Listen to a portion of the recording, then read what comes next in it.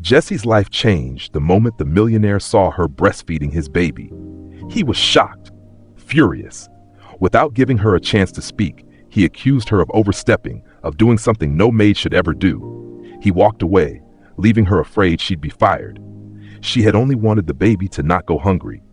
She, still grieving her own child's loss, had done what came naturally. She was about to lose everything. But what happened next changed her life forever. The mansion echoed with haunting cries of a small one. The baby had been crying for hours, her small face red and swollen. Jessie sat alone in the quiet nursery, holding her close and gently rocking her. The child's skin was damp, her fists weakly moving in the air. She hadn't eaten properly since her mother passed away a few months ago, and the nanny had left, unable to handle the baby anymore. Now it was just Jessie and the baby, both tired and unsure of what to do next. Mrs. Nichols had passed away without warning, and the weight of her absence still lingered throughout the house. They said it was just a stroke. One day she was outside smiling with her baby, and the next she was gone silently. Since then, Mr. Nathan Nichols had thrown himself into work, avoiding anything that reminded him of his late beloved wife. The staff often said he barely looked at his daughter anymore, and the child had begun to suffer because of it. Jessie gently tried again with the bottle, holding it to Emma's quivering lips, hoping she would drink. But the baby turned away, her cries growing faint and tired. Jessie sat still, unable to ignore the pain of watching another child go hungry. She had gone through this before.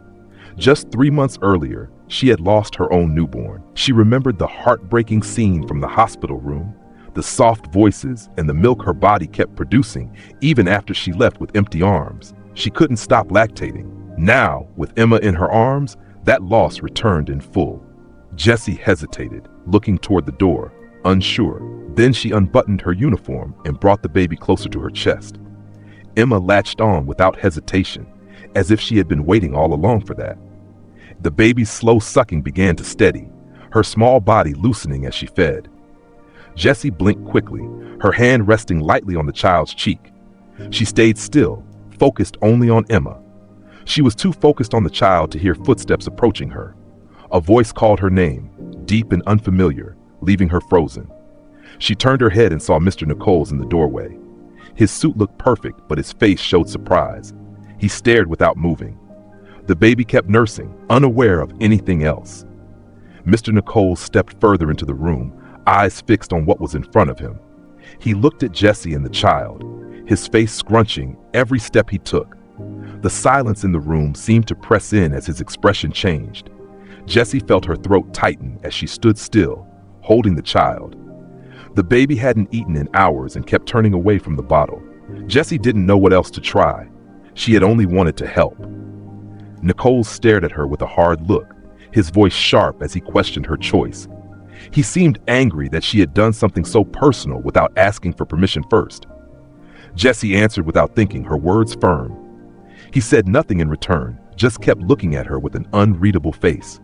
She glanced down at Emma, now asleep in her arms. One tiny hand rested against her chest. Mr. Nichols stood nearby, quiet for a moment.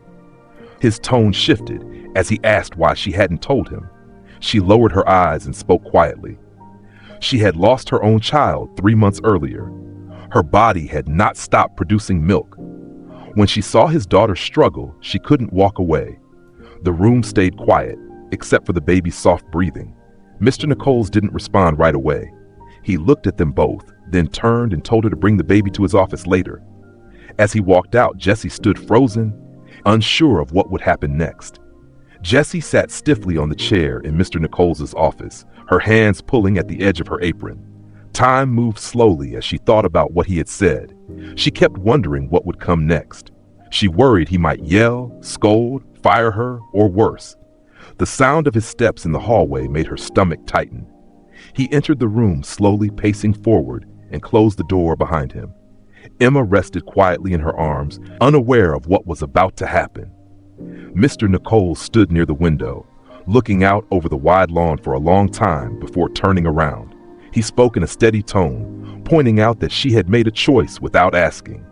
Jessie answered in a quiet voice. She explained that there hadn't been time, and the baby had been too hungry to wait.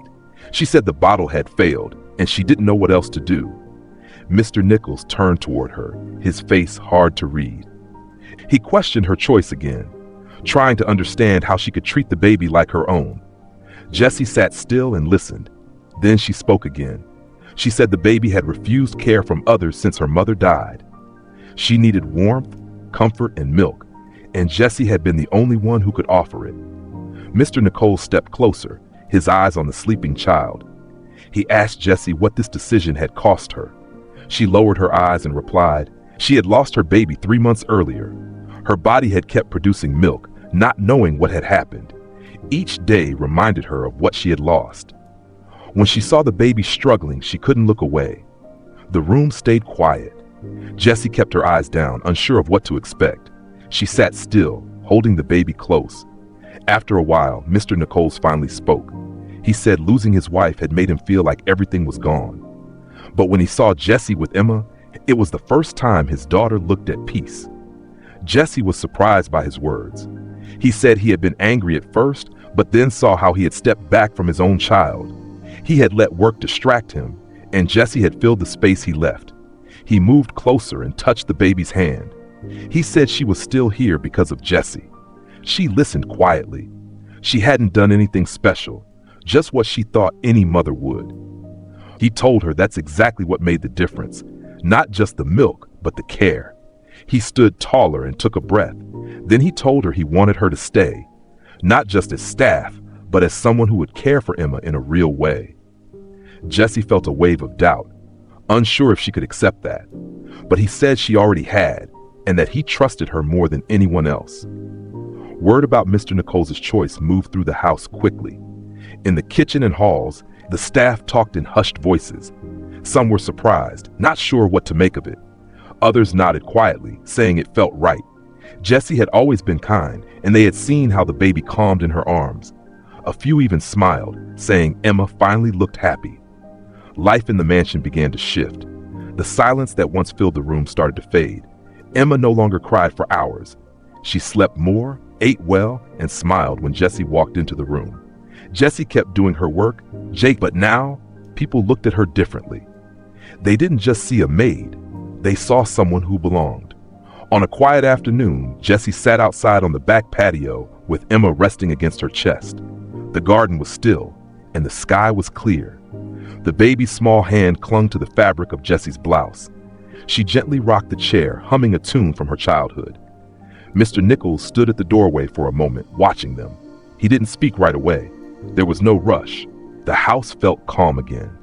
Jessie looked down at the sleeping baby, her own thoughts drifting. She had once walked these halls in silence, carrying her own grief. Now she held something new. It wasn't just about caring for someone else's child. It was something more. The mansion no longer felt cold. It had life again. And for Jessie, who had once felt like she had nothing left, it was a quiet beginning she hadn't expected, but one she welcomed. Check out our other stories. You might love them. If this story moved you, take a moment to reflect on how unexpected moments can change everything. Sometimes love shows up in quiet ways, in a choice, a touch, or a simple act of care.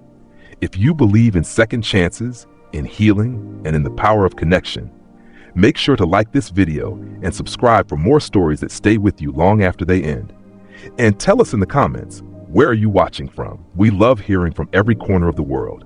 Until next time, stay kind, stay curious, and keep listening.